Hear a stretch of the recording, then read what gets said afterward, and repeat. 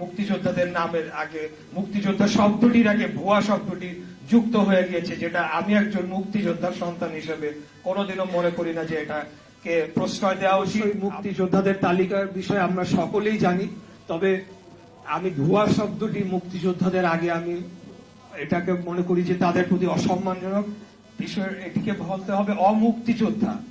বিগত ফ্যাসিস্ট স্বৈরাচারের আমলে অনেক অমুক্তিযোদ্ধাদেরকে তালিকাভুক্ত করা হয়েছিল এবং বর্তমানের মন্ত্রণালয়ের হিসাব অনুযায়ী 1,93,000 সামথিং এই গ্যাজেটভুক্ত মুক্তিযোদ্ধা তালিকায় অন্তর্ভুক্ত করা হয়েছে। এই বিষয়ে আপনাদেরকে বলতে চাই, এই কাজটি জাতীয় মুক্তিযোদ্ধা কাউন্সিল অর্থাৎ জামুকা এই সংস্থাটি করে থাকে। তারা যখন মন্ত্রণালয়ে সুপারিশ পাঠায়, তাদের সুপারিশের ভিত্তিতে গ্যাজেটভুক্ত করা হয় অথবা গ্যাজেট বাতিল করা হয়।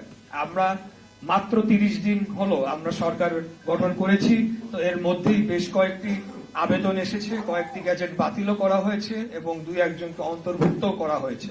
তো আমরা বলতে চাই যে আগামী দিনে অবশ্যই আমরা এই বিষয়ে জোরালো পদক্ষেপ নেব, কারণ আমরা মনে করি যে মুক্তিযুদ্ধের তালিকায় অন্তর্ভুক্ত করার মাধ্যমে মহান মুক্তিযুদ্ধকে অপমানিত করা হচ্ছে, মুক্তিযোদ্ধাদেরকে অপমানিত করা হচ্ছে, তাদেরকে এক প্রকার হেয় প্রতিপন্ন করা হচ্ছে এবং মুক্তিযোদ্ধাদের নামের আগে মুক্তিযোদ্ধা শব্দটির আগে ভুয়া শব্দটি যুক্ত হয়ে গিয়েছে, যেটা আমি একজন মুক্তিযোদ্ধার সন্তান হিসেবে কোনোদিনও মনে করি না যে এটাকে প্রশ্রয় দেওয়া উচিত।